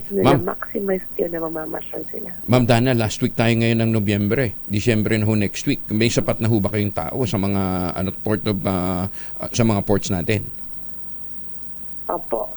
Ready po tayo doon po sa peak season po natin. Actually, nagdagdag pa po tayo. May latest batch na graduate ng mga immigration officers na dineploy po natin. And there's another batch na mga pag-graduate po para mga 50 plus din po yun na ready for deployment bago po dumating po ang Pasko. So we're fully manned. Naglagay din po tayo ng augmentation teams and rapid response teams. And yung ating mga mobile counters are in place na rin po. Ready na po for the peak season. Ayan. Okay. So para ho doon sa mga bibiyahero at mga papunta ho ng Pilipinas, 3 days o 2 to 3 days before the travel, i-accomplish nyo na yung inyong mga e-travel forms. Para hindi kayo nagiging dahilan ng abala sa mga airports. Di ba? O sa mga ports of entries natin. Okay, sige. Ma'am Dana. Bago nag-games, fill out nyo na po yung e-travel. Sige. Thank you, Ma'am Dana. Maraming salamat. Magandang umaga po. Thank you. Good morning. Ingat. Si Ma'am Dana Sandoval, ang spokesperson ng Bureau of Immigration. O nga naman, ba't ko naman pinasasagot sa kanya yung concern ho ng customs? Attorney Jed, magandang umaga sa iyo. May tanong kami paano nga pala yung yung mga ganitong klase ng mga concerns. Anyway, bukas nga hagilapin natin si Attorney Jed Maronilia para mapasagot natin sa kanya. Dahil isang form na lang yung i-accomplish, ha? So, ang tanong ko ngayon, will they be able to ascertain yung sa truthfulness ng declaration? Di ba? Kasi kuminsan, di ba, yung mga balikbayan, lalong-lalo na marami silang mga binaba. Baka kasi magiging maging dahilan pa mamaya ng delay, tsaka maganda, hindi na makakapagbati ng Merry Christmas. Wala na di ba? Wala na masyadong human intervention Uy, kinumpirma ni Pope Francis na may problema siya sa baga at ito ay namamaga. Dahil sa kanyang karamdaman, ipinalabas na lamang ng live sa isang screen ang kanyang lingguhang Angelus message sa St. Peter's Square. Ngunit salungat naman ito sa ang kauna-unahang anunsyo ng Vatican na sumailalim sa isang CT scan ng Pope at lumabas naman ng negative ang lung complication, negative ito sa lung complications. Sa ngayon, wala pang sagot ang Vatican sa magkakasalungat na unang anunsyo na inihanyag kaugnay ng sitwasyon ng Santo Papa. Tinapos naman ang Pope ang kanyang mensahe sa pagsasabi na, "Don't forget to pray for me." Nakatagda ang Pope na dumalo sa isang conference sa Dubai ngayong Disyembre. Alam ba ninyo na isa ang demensya sa mga dahilan o resulta ho ng kakulangan ng tulog? Kaya para malabanan ho natin ang demensya, kinakailangan meron ho tayong sapat na tulog. Ang sapat na tulog ay quality sleep pa. Kasi sabi nga ho ng mga eksperto, pagka meron ho tayong quality sleep pa, meron tayong magandang tulog, meron tayong magandang gising. Diyan po papasok ito pong Ultabio na ngayon po ay available na sa Mercury Drug Store sa Metro Manila. Thank you! Ayan rekomendado po ito ng mga doktor at rehistrado sa Food and Drug Administration. Ano nga ba itong Ultabio? Ang Ultabio po ay nagtataglay ng postbiotic. Ang postbiotic po ay mga dead microorganism na hindi katulad ho ng prebiotic at postbiotic postbiotic na prebiotic at saka probiotic na kinakailangan pa ng refrigeration dahil buhay hong mga microorganism yung nandun. Ito ho, anytime pwede ho nating inumin, pwede ho nating dalhin. Ang postbiotic po ay naaral at tinuklas ng mga dalubhasa sa Japan at laman nga po ng Ultabio capsule na gawa ho dito sa Pilipinas. Para ho sa mga karagdagang impormasyon, sa mga katanungan ho ninyo kung paano ho ito makatutulong para mabawasan ho natin ang pinsala ng demensya, makipag-ugnayan po sa 0917-110-6580. Yan po yung health line ng Theoxis Health Ventures. Ulitin natin na 0917-110-6580. Sa panahon ho ng stressful na buhay, kailangan natin ng kaagapay, nandyan po ang Ultabio. Available na sa Mercury dito po sa Metro Manila. Umaga, Pilipinas! Yun daw pong fans day ni Vilma Santos, hindi para sa kanyang pelikula. Talaga? Alamin natin na detalye mula kay Morley Alinio. Morley, good morning! Good morning, Kuya Angel. Nagkaroon ako ng chance na makausap ang nag-iisang star for all season na si Vilma Santos. Well, ayon kay Ate B, ang nangyaring Fans Day na ginawa sa tramway na kung saan ay dinaluhan ng maraming mga fans ay matagal na raw niyang plano kahit wala pa ang pelikulang When I Met You in Tokyo na kung saan kasama niya rito si Christopher De Leon na itatanghal sa mga sinihan sa darating na Kapaskuhan para sa Metro Manila Film Festival.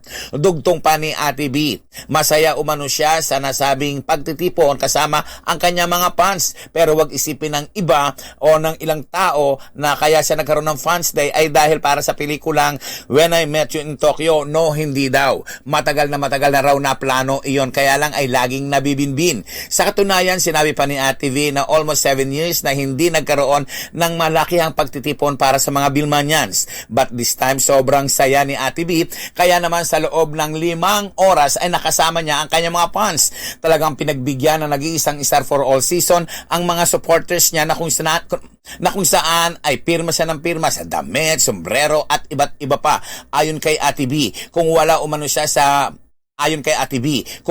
mga fans ay wala rin siya sa kanyang kinalalagyan ngayon. Yan ang ating DZRH Showbiz Hottest News. Ito po ang inyong RH47. Morley Alinio, tuloy-tuloy sa pagbabalita, tuloy-tuloy sa serbisyo, sama-sama tayo Pilipino. Maganda umaga, Pilipinas! Doon talaga si Vir Sakdalan, no? Inaabangan niya lang pala si Dana Sandoval.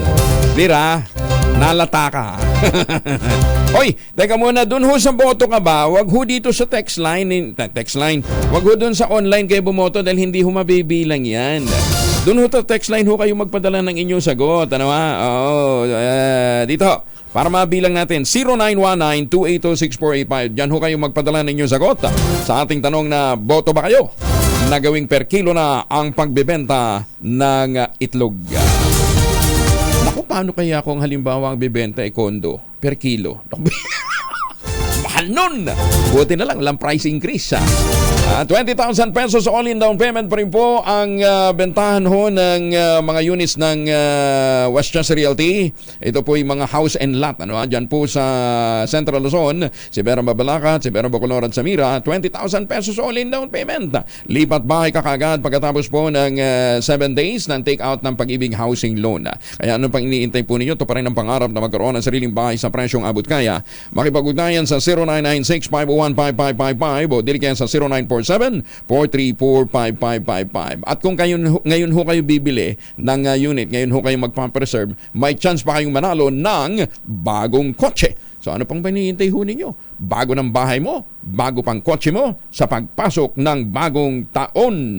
Bagong balita, bagong impormasyon. Kasama si Kuya Angelo Palmones. Magandang umaga, Pilipinas! Ang ipinagdiriwang po natin ngayong araw na ito ay Bonifacio Day.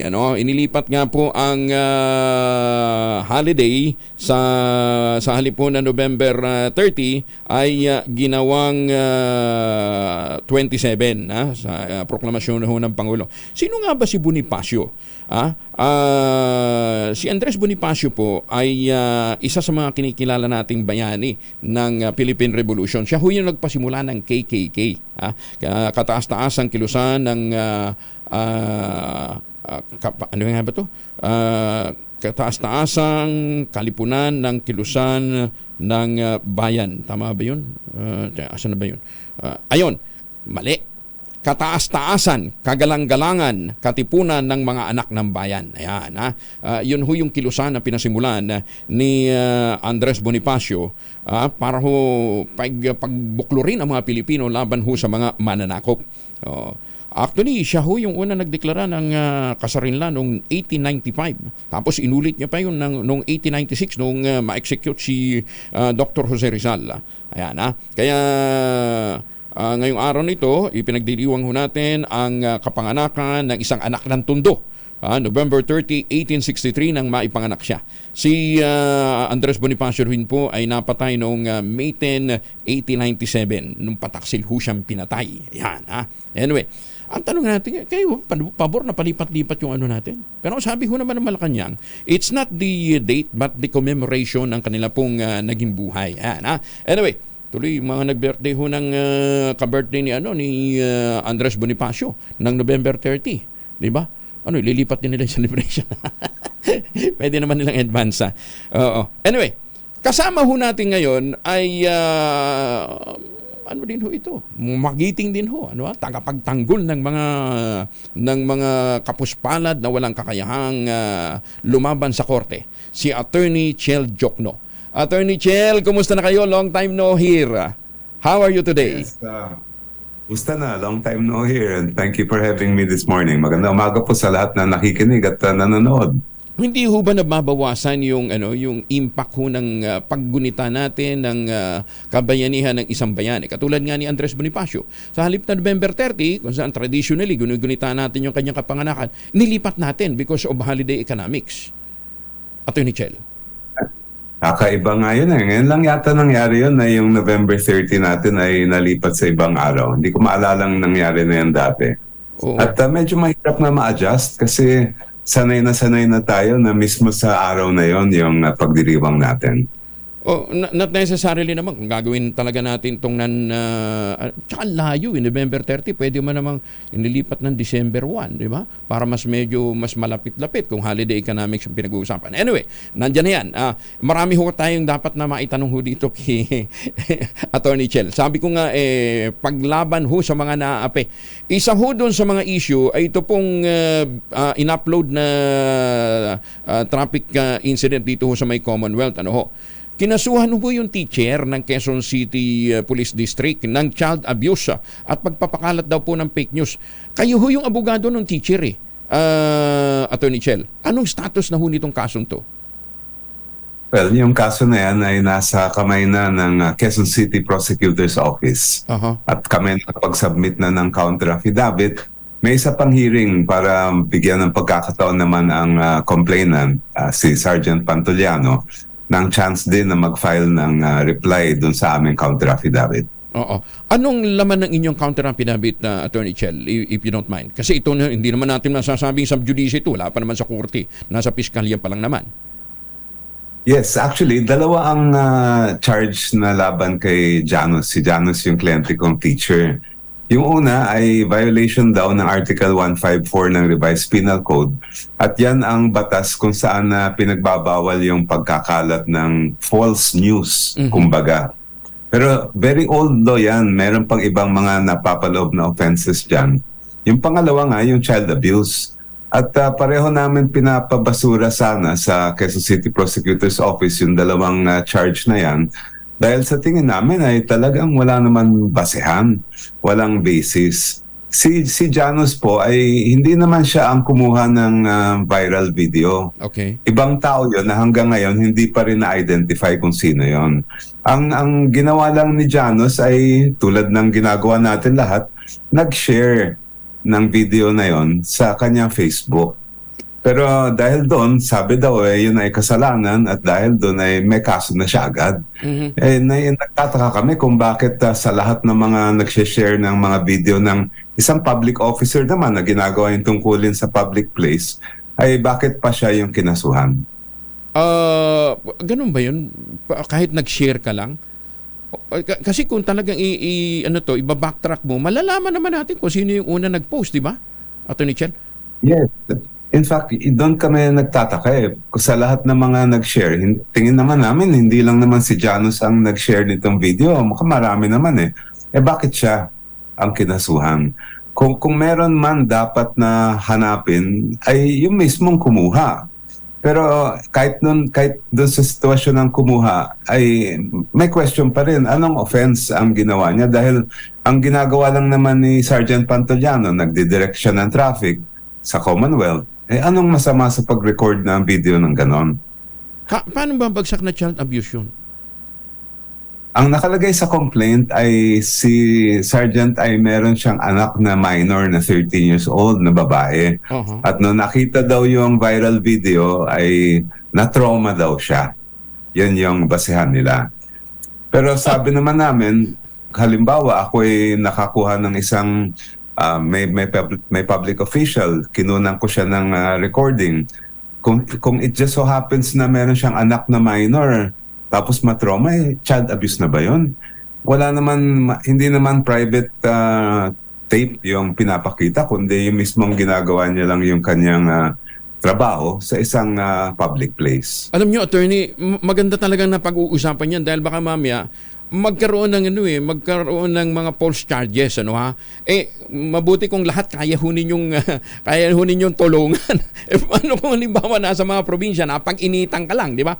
Tapos mapailang ka ng mga kahalintulad na kaso. Di ba? Mabuti kung lahat po pwedeng mag-reach out kay Atty. Chel. At saka, sa dami ho ng hawak ninyo, pro bono na kaso. Baka maubos oras niyo, attorney. Pero alam niyo, totoo yun, Angelo, na marami talagang insidente na ganyan, na kumbaga ginagamit ang batas, hindi naman para sa totoong dahilan, yung legal na dahilan, kundi may ibang agenda. Oo. At sa tingin namin, naging convenient target si Janos dahil nakita yung Facebook post niya. Yun lang naman ang sinasabing kasalanan niya eh. Oo. Anyway, attorney, balikan nyo kami para ma-update din natin yung ating mga kababayan at kung ano sasabihin ng korte o ng piskalya tungkol dito sa complaint na ito. Teka, eto pa. Meron ho kasi hanggang ngayon question pa rin ho yung allocation ho ng CIF. At anong status na ho nung inyong petition sa Korte Suprema? Well, may dalawang kaso na nakasalang ngayon sa Supreme Court. Yung una, yung final nila Attorney Barry Gutierrez, nila Christian Monsod at ng iba pa, na kine-question mismo yung paglipat ng 125 million mula sa Office of the President sa Office of the Vice President. Yun ang unang na-file. Tapos yung pangalawa naman, ang grupo nila Attorney dating Justice, Supreme Court Justice Antonio Carpio. Pero iba naman ang tutok nun. Ang tutok nun ay yung mismong pag-access ng taong bayan doon sa kung saan nagastos yung pera na binigay sa Office of the Vice President. Kaya yung second case, mas yung constitutional right right to information natin. Ngayon, hindi naman ako kabahagi ng alin petition doon. Pero syempre, minamonitor namin na maigi yun dahil malaking bagay yung CIF, pera natin yan. Hindi lang yun. Again, ang sabi nga nila, ito magiging desisyon ng korte will affect everyone. Hindi lang yung utilization ng pondo ng gobyerno, kundi pati yung pag-transfer. Pero, attorney, sabi ng DBM, mali daw yung term na transfer. Hindi naman daw actually na transfer kasi baka siyempre iniwasan niya, bawal talaga yung juggling of funds di ba? I-juggle mo kung saan-saan. So parang ano yun parang usage ang sinasabi nila, nagamit para doon. Will it make any significance? Well, ang talagang issue dyan, ang technical term dyan, yung nagkaroon ba ng augmentation from savings or meron bang item talaga na nakalaan para doon? Yan yung mga pag-uusapan ng ating Supreme Court pagdating sa unang petisyon. Pero maganda yung final din nila Justice Carpio dahil yun naman, ang gusto malaman ay saan ginamit yung pondong confidential funds. Okay. At teka nga pala, hindi pa pumapasa yung 2024 budget. Di ba kayo nangangamba? Baka mailusot pa rin yung CIF doon sa iba't ibang mga ahensya ng gobyerno. Despite the proclamation ng iba't ibang mga mambabatas natin na ito, allocate natin din ganito, itatransfer na lang natin sa ganito, di ba? Ang worry kasi nung iba, baka pagdating sa BICAM, iba naman mangyari. Yun na nga yun, di ba, may kasabihan it's not over until it's over. Kaya malalaman lang natin yan pagka natapos na yung BICAM, at sana naman hindi mangyari yan. Okay. Dalawa ho ngayon ang nagiging issue naman dito sa ICC, Attorney Chel, ano? Alam ko tinututukan niyo rin ho ito. Ang sinasabi ho ng mga kumakampi o umu-oppose doon ho sa pagpasok ng ICC, ano yan, parang iniinsulto naman natin yung ating justice system. From the point of view of a human rights lawyer, ano ho ba yun? Panghihimasok ho ba yun sa ating judicial system? Considering na si Senator Leila nga, pinalaya na. So, ibig sabihin, gumagana ang ating judicial processes. Well, hindi naman sa ganon. Tingin ko, kaya naman tayo naging bahagi ng Rome Statute at ng International Criminal Court ay para lang meron tayong panigurado na magkakaroon ng pananagutan. Dahil siyempre, pag ang pinaprosecute o pag ang pinag-iimbestigahan ay yung pinakamataas na official ng ating bansa, ay nakita naman natin na there can be several standards of justice in our country. Mm-hmm. Kung ordinaryong mamamayan lang yan, malamang ay naramdaman na niya yung kamay na bakal ng batas. Pero kung ikaw ang highest official, malamang mas gentle at mas malambot ang pagtrato sa inyo. Kaya tayo sumali sa ICC para kahit na sabihin natin, mahirapan tayo na i-prosecute ang dating Pangulo ng Pilipinas, masasabi natin baka hindi maging patas yun, ay meron pa rin venue para dyan. Nabanggit ko na rin din si Senator Leila. Kumusta na ho siya at saka yung kanyang mga remaining cases, Attorney Chel? Ako, it's so good to see her as a free woman at napakasaya namin nung nakita kami nung isang gabi. Isa na lang ang natitira niyang kaso at may direktiba na ang Supreme Court na tapusin yan agad-agad, I think by January. So hopefully by after Christmas ay matapos na rin yung natitirang kaso at talagang lahat na ng kaso ay mawala na. Last point na lang po, Attorney Chel, yung usapin po naman ng West Philippine Sea, nakikita ho natin yung ginagawang pambubuli ho sa atin ng China, no? Dahil dyan, tuloy-tuloy din ho yung mga joint exercises, ano ha? Again, sa inyo ho, sa inyong pananaw, may karapatan ba talagang manghimasok ang China sa pakikipag-ugnayan natin sa iba't ibang panig ng mundo? Ako, klarong-klaro yan. Kahit bali-baliktarin natin yan, atin talaga yan. At mismo sa UN Convention on the Law of the Sea, nakasama rin ang China doon, ay klarong-klaro yun. Part of our exclusive economic zone yan, 200 nautical miles. Mismo doon sa naging decision ng arbitral court sa The Hague, doon sa kasong isinampa natin, ay ganoon din. At it's very clear na yung sinasabing 9-dash line na pinipilit ng China, yun ang walang legal basis. Kaya lang, kita ho na nyo, nagpapatrol lang yung so, kung kayo tatanungin, you support ito pong mga joint patrol na ginagawa ng Pilipinas with allied countries na itong mga bansang kakampi natin dito sa usaping to. Opo, tama yun. At lalong-lalo na sa mga kapitbahay natin ng mga ASEAN nations dahil lahat naman tayo may stake dyan sa nangyayari sa West Philippine Sea and the larger South China Sea dyan. So I think it's a good move kasi if we get everyone involved, mas madaling mapag-usapan na mabuti yan. Attorney Chel, walang gulo. Attorney Chel, balikan mo kami pagka may development na yung kaso sa piskalya doon sa teacher na inyong kinakatawan ngayon. Thank you for joining us this morning. Ay, maraming salamat. Thank you. Maraming salamat. Si Attorney Chel Diokno, isa pong magaling na human rights lawyer.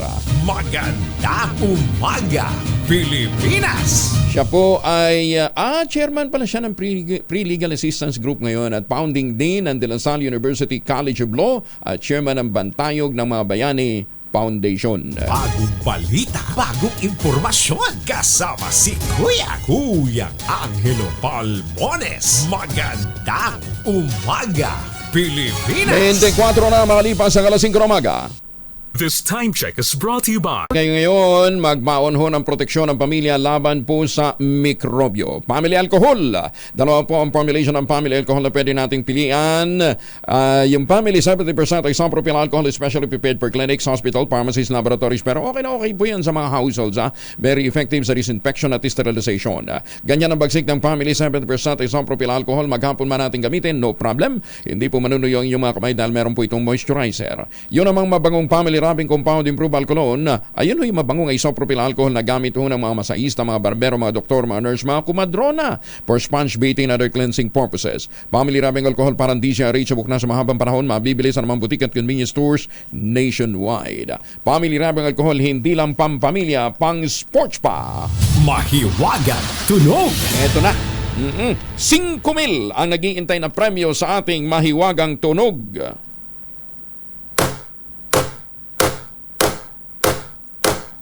Ayan ha, hindi ho gable yan. Hindi ho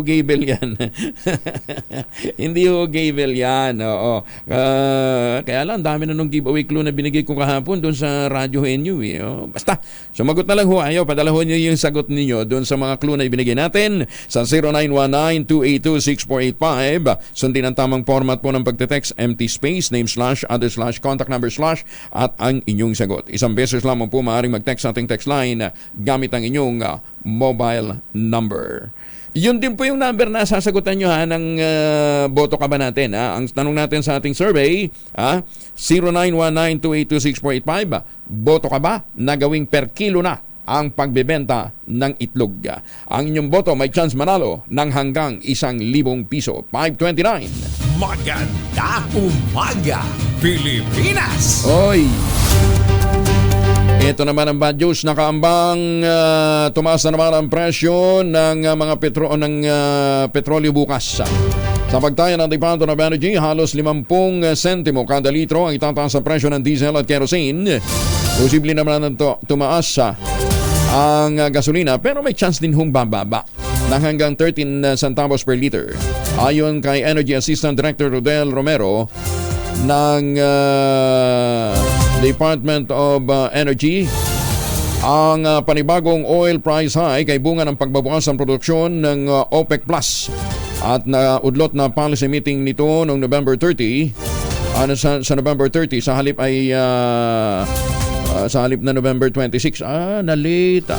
Ganyan din ang paglobo ng build-up ng weekly crude inventories ng Amerika.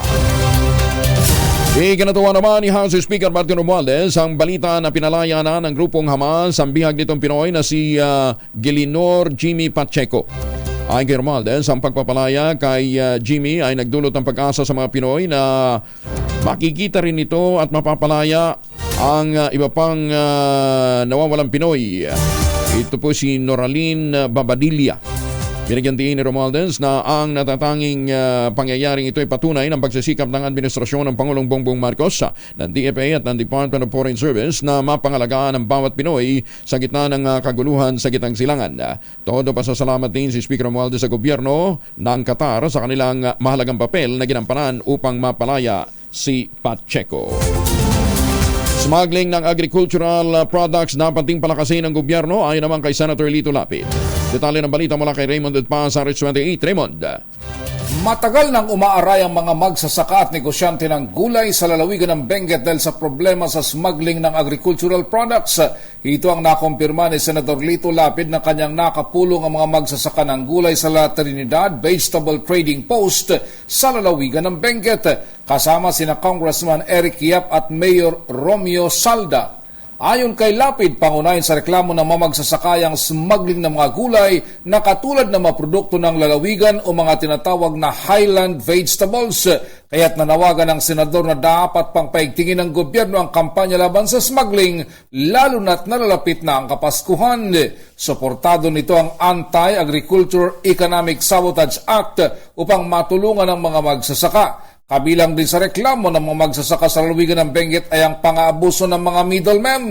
Napakataas ang interes ng kanilang pautang, ngunit napakababa naman ang presyo sa mga produktong gulay ng mga magsasaka. Binigyang din ni Lapid na dapat ay tulungan ng gobyerno ang ating mga magsasaka dahil sila ang nagpapakain sa buong bansa. Para sa kauna-unahan sa Pilipinas, DZRH. Ito si Raymond Adbaz, tuloy-tuloy sa pagbabalita, tuloy-tuloy sa serbisyo. Sama-sama tayo, Pilipinas. Daghang salamat, Raymond. Samantala, Agriculture Secretary Francisco Chu Laurel, isasalang na sa confirmation hearing ng CA sa December 5. Detalye ng balita mula naman kay Manang Milky Rigunan, RH12 Manang Milky. Idinakda na sa December 5 ng Bicameral Commission on Appointments ang confirmation hearing ni Francisco Chu Laurel Jr. bilang kalihim ng Department of Agriculture. Ang CA Committee on Agriculture ay pinamumunuan ni Congressman Albert Garcia ng Bataan. Ayon kay Congressman Johnny Pimentel, Assistant Minority Leader ng CA, ang malaking hamon kay Laurel ay kung paano may tataas ang productivity ng agri-sector at maibaba naman ang presyo ng mga produkto. Pagmamayari ng pamilya ni Chu Laurel, ang Frabel Group of Companies bago na italaga ni Pangulong Bongbong Marcos noong November 5 para pamunuan ang DA. Bukod kay Chu Laurel, sasalang sa panibagong confirmation hearing si Health Secretary Chodoro Herbosa matapos ma-bypass ang kanyang appointment taong buwan ng Setyembre. Samantala, 55 Foreign Service Officers ang naghihintay din ng kanilang confirmation hearing sa Commission on Appointments. Para sa kauna-una sa Pilipinas, DZRH, ako si Milky Rigunan. Tuloy-tuloy sa pagbabalita, tuloy-tuloy sa serbisyo, sama-sama tayo, Pilipino. Maraming salamat, Manang Milky. Alas 5:34, pinag-aaralan ng Commission on Elections na i-turn over sa DepEd o sa Professional Regulations Commission ng mga outdated itong PCOS machine at vote counting machine. Ayon kay Senator Amy Marcos, kung sakali ay gagamitin na mga ito ng DepEd at PRC para sa checking ng mga pagsusulit at iba pang mga application ng dalawang ahensya. Nasa 80,000 anyang PCOS machine at 97,000 BCM ay nakaimbak ngayon sa bodega ng COMELEC sa Laguna. Sinabi si Senator Amy na gumastos ang poll body ng 19.7 billion pesos para sa PCOS at BCM simula nang bilhin ito noong 2010 hanggang 2022. There's a suggestion that DepEd or PRC take them over for checking all the exams and other applications in both agencies. So that's in discussion. Malaki-laki na to. 7 billion 2010, yung naka-allot 2016, 10.9 billion. Yung 2019, 1.2 billion. 2022, 600 million. Patong-patong na rin ang gastos dyan. Ngayon, that's what they're discussing, and that's why lease without option to purchase is what being recommended. Because with all the expense that we've made in the past, hindi na sila magamit, hindi na sila up to date. So mas maigi, upahan na lang kada eleksyon.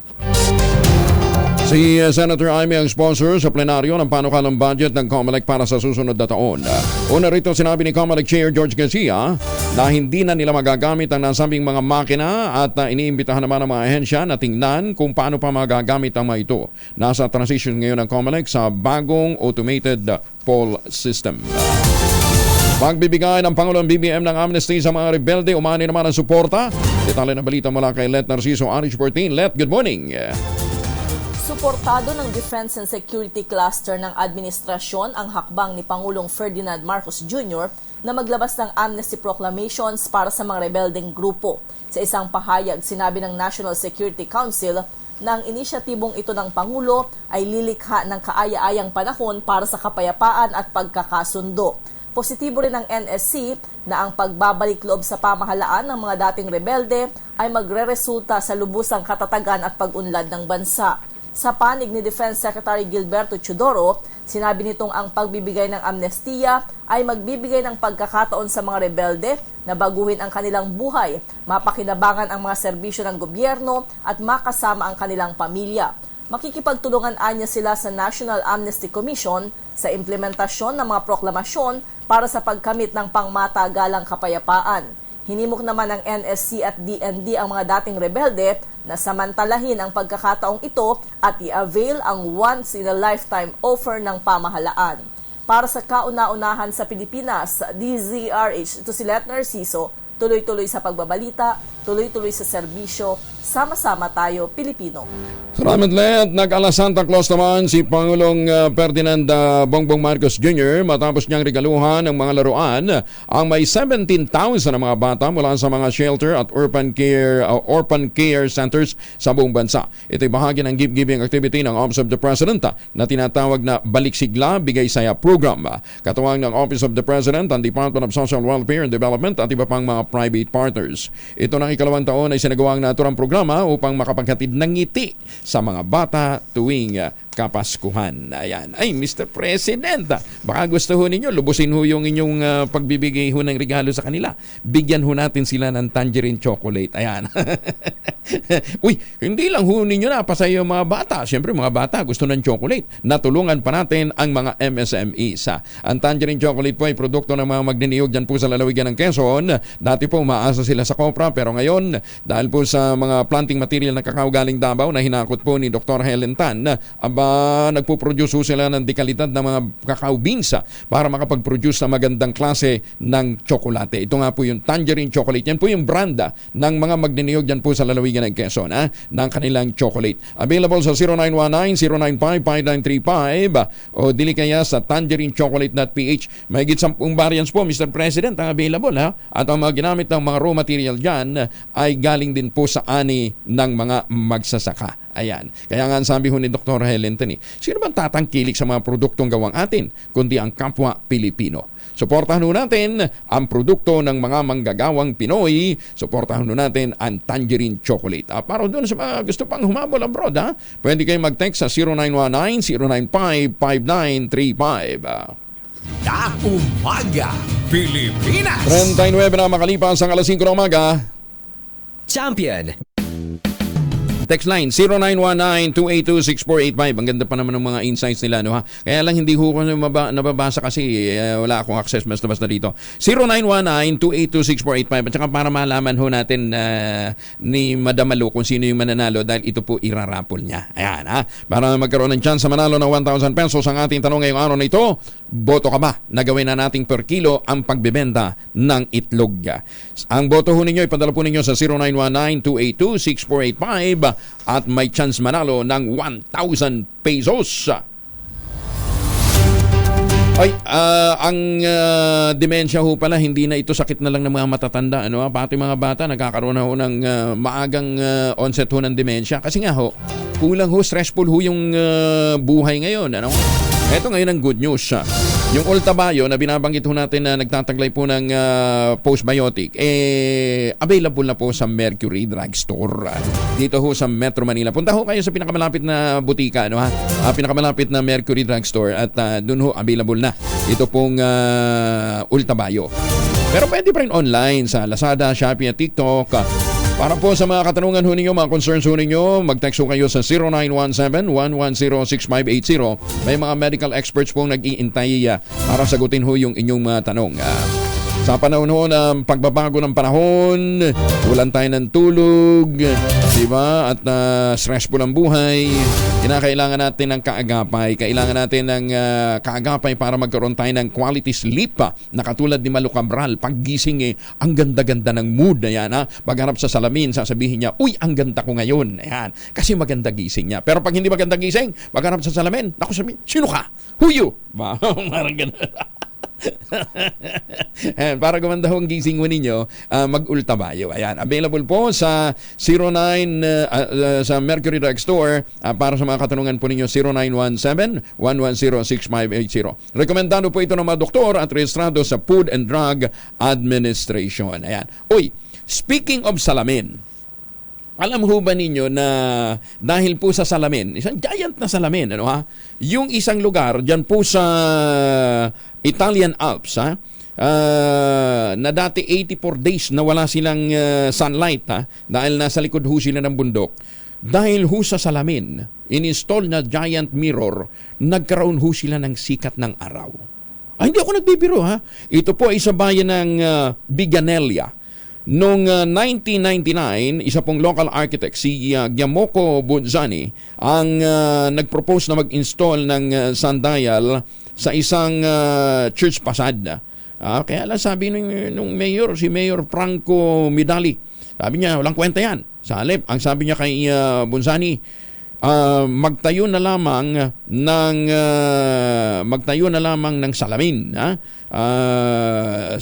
para giant mirror, no, para i-reflect ang sikat ng araw na nahaharangan ng bundok na noong sa loob ng 83 days. Galing ano ha. Ayan. Kaya meron ho silang sikat ng araw ngayon, pero reflection lamang po yan. Ayan. Kaya tayo ho na nag-i-enjoy ho sa biyaya ng araw-araw, magpasalamat ho tayo na meron ho tayong ganyang klase ho ng mga blessings, di ba? So, sa halip na nagmumukmuk tayo dahil sa maraming mga problema ang kinakaharap, let's enjoy life, di ba?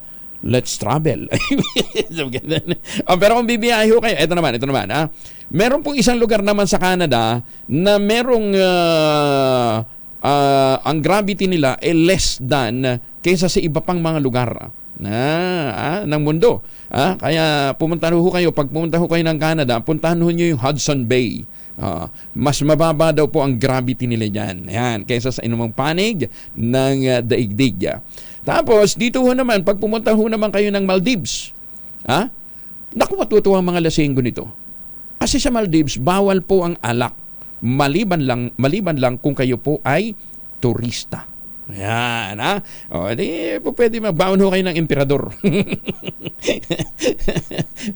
Sabi nga ni Boss Deo, drink responsibly. Ayan, Tapos, kung kayo ho naman ay mapapagawi sa may bandang Venezuela, hindi ho Valenzuela, Venezuela. Sa Valenzuela, dyan ho ay bawal ho ang nagpapalimo sa Valenzuela. Sa Venezuela ho naman, nandyan ho matatagpuan yung Angel Falls. Ano ho naman yung Angel Falls? Ito daw ho yung pinakamataas na waterfall sa buong mundo. Yan, At sa taas po nito, bago po tumama ang maraming bahagi po ng tubig sa kalupaan, sa bottom nito ay nagiging fog. Kaya mas marami, kaya pagi dun sa paligid nila dahil po dyan sa taas ho ng tubig na nanggagaling sa Angel Falls. Ayan, At paalala lang ho namin, kung bibiyahe ho kayo sa mga lugar na yan, pwede nyo kaming invite. Maganda umaga, Pilipinas! Bitahin nyo naman kami. Diba? Join ho kami dyan, libre. Sitcom naman ni Vic Soto sa GMA7. Uy, tatanggalin ha? Bakit? Gorgie Rula. Gorgie? Itinatanggi ni Maha Salvador ang kumakalat na balitang tatapusin na ang sitcom nila Vic Soto na Open 24/7 na napapanood sa GMA7 tuwing Sabado ng gabi. Pumutok ang balitang ito dahil sa kinumpirmang magkakaroon na rin ng sitcom si Bossing Vic sa TV5. Ang sabi ng asawa ni Vic Soto na si Pauline Luna, matagal na raw nakaplano itong sitcom sa TV5 pero ngayon pa lang daw nila ito kinakasa. Pero tuloy pa rin daw ang sitcom nito sa GMA7 dahil hindi naman daw magkatapat ang dalawang programa. Ang sabi naman ni Maha sa Martes ay magtitaping sila uli at wala naman daw sinasabi sa kanilang machuchugi na ito. Kahit ang ibang artista na bahagi ng sitcom na ito ay pinabulaanan din ang naturang issue. Kasama rito ang magka-love team na sila Sofia Pablo at Allen Ansay ng Sparkle at sinabi nilang marami na silang na-tape na aabot pa hanggang next year. Heto ang chika ng magka-love team na sila Sofia at Allen. Tuloy-tuloy pa taping yun? Actually, nakapag-taping na po kami hanggang pang January. Tuloy-tuloy po siya. Yan ang chika na Sofia at Allen Ansay. Ayaw na lang magsalita pa ni Maha tungkol dito dahil wala naman daw talagang problema sa kanilang sitcom sa GMA7. Mula sa kauna-unahan sa Pilipinas, DCRH, ito po si Gorgie Rula, tuloy-tuloy sa pagbabalita, tuloy-tuloy sa serbisyo. Sama-sama tayo, Pilipinas. Maraming salamat, Gorgie! Oy, Attorney Philip, dyan sa BIR, kumusta na ho kayo, nagtatanong lamang daw ho yung mga taga-operations group. Kailan daw ba mariresolve yung usapin nitong DB Mart? Diyan pala sa Talisay, binura na yung sarado pa rin yung DB Mart, tsaka tinanggal na lang yung pangalan. Bakit kaya? Naghahanap po kasi sila ng kapaliwanagan. Bakit? Ito biglang nagsara. Ano ba ito? Dahil doon sa hinahabol na tax sa kanya. Kung dapat bayaran, di dapat bayaran, di ba? Kawawa ho naman yung mga naging jobless, mga nawalan ho ng trabaho, dito ho sa biglaang pagpapasara nito pong DB Mart. Maganda umaga, Pilipinas! Magkano bang tawad? tayo naman nagtatanong lang, no? Kung magkano tawad. Basta ang alam natin, 50,000 pesos ang all-in down payment dito po sa GA Tower 2. Doon sa mga natitira pang mga units. At kung kayo ngayon ho kayo magpapareserve dito po sa natitirang 20 units pa ho nila, may chance pa ho kayong manalo ng hanggang 50,000 pesos na halaga po ng mga appliances sa kanilang pa-Christmas promo. Ayan, Kaya ano pang iniintay po ninyo? Makipag-ugnayan kagad sa 0996-501-5555 o sa 0947-434-5555. Ito pa rin ho nyo yung pangarap ninyo na magkaroon ho ng sariling bahay dito po sa Metro Manila. Kaya lang less than 20 units na siguro natitira dito. Ang sabi nga ni Ginoong Nico Valencia na sa mga panahon ito, huwag nating sayangin yung ating Christmas bonus. Habol na ho natin 50,000 all-in down payment. Pagkatapos pwede na ho ninyong i-apply sa inyong ang inyong Pag-ibig housing loan. Stop renting, start owning. Yan po ang panawagan ni Ginoong Nico Valencia ng Westchester Realty. Bagong balita, bagong impormasyon. Kasama si Kuya Angelo Palmones. Magandang umaga, Pilipinas! 52 makalipas ang alas 5. Abogado, ito po'y pumanaw po noong November 22. Actually, ang kanya pong labi, nandyan po rin ho sa libingan ng mga bayani mortuary. Hanggang bukas ho. Hindi. Ngayong araw na lang pala. Kasi bukas ng internment sa Heritage Park. Oo. Siya po ay butihing ina ng Mista po ng class 18 na si Mr. Bog sa abogado. So, ang labi po ni Mrs. Lydia Labrido, abogado, 90 years old po ito ng pumanaw, ay nandyan pa rin ho sa libingan ng mga bayani hanggang araw na ito dahil bukas po ang paghahatid sa kanya sa huling hantungan sa Heritage Park bukas November 28. Kaya sa mga nakakakilala, mga kaibigan ho ni General Bogsa, ni Mr. Bogsa, ang labi ho ay nandyan pa sa libingan ng mga bayan ni mortuary. Bukas pa ho ang libing. Mga dagdag na tauhan ng pulisya at LTO ay pinakalat sa Marilac Highway simula ngayong long weekend. Detalye na balita mula kay Edniel Parosa. Putuli. Edniel, RH52. Good morning, Edniel. Morning, Kuya Angel. Naglatag ng checkpoint sa kahabaan ng Marikina, Laguna o Marilaki Highway ang Rizal Provincial Police Office dahil sa inaasahang dagsa ng mga turista ngayong long weekend hanggang sa panahon na ng Kapaskuhan. Kilalang pasyalan lalo na ng bikers at motorcycle enthusiasts ang Marilaki Highway na dinadayo ng riders na mga long ride hanggang Quezon o kahit yung mga sasaglit lang mula Metro Manila patungo sa mga sapihan at resort sa Rizal. Dahil dito ay kinalat sa lugar ang mga tauhan ng Rizal PNP, Highway Patrol Group at Land Transportation Office na magsasagawa naman ng road safety campaign sa mga motorista. Ayon kay Rizal Police Chief Colonel Felipe Maraguna, kasabang nakadeploy ang mga force multiplier para matiyak ang kaligtasan ng mga buhay at mga turista sa pambihirang tanawin ng kabundukan. Naglagay na rin ng rumble strips sa motoridad sa kalsada para mapigilan ang karera at mabilis na pagpapatakbo lalo na ng mga motorista sa dinadayong kalsada. May patutupad ang multi-agency operations ang batas trapiko para maiwasan ang mga aksidente at kriminalidad sa Marilaki. Para sa kauna-unahan sa Pilipinas, DZRH, ito si Edniel Parrosa. Tuloy-tuloy sa pagbabalita, tuloy-tuloy sa serbisyo. Sama-sama tayo, Pilipino. Maraming salamat, Edniel. Marilaki pa rin.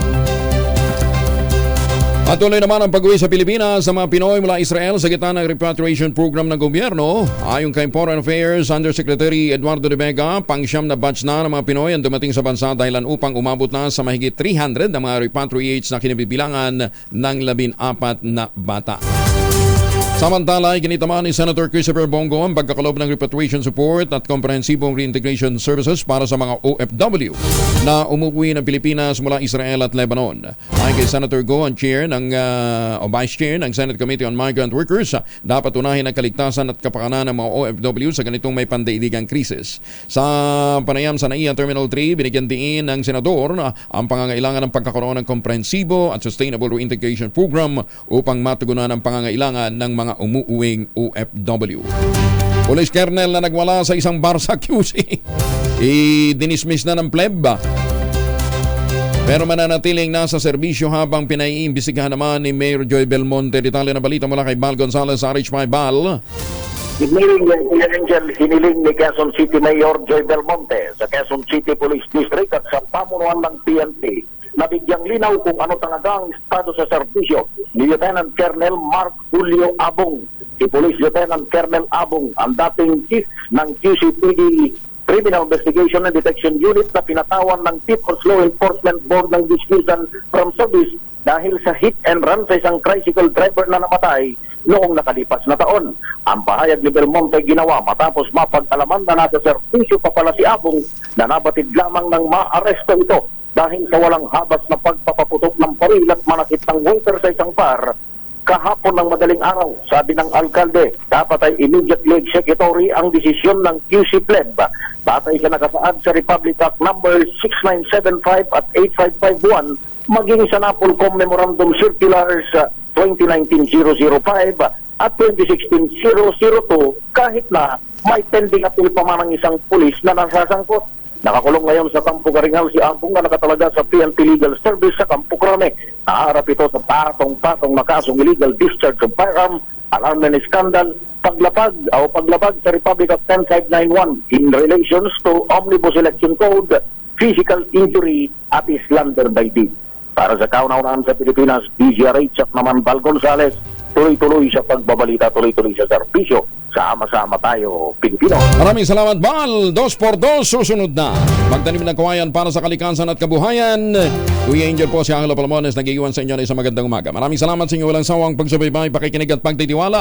Ang ating quote of the day ngayong araw nito ay mula po kay Alexander the Great. Ang sabi niya, I am not afraid of an army of lions led by a sheep. I am afraid of an army of sheep led by a lion. Happy Bonifacio Day! Pero dapat sa 30 pa. 2x2, in just a while.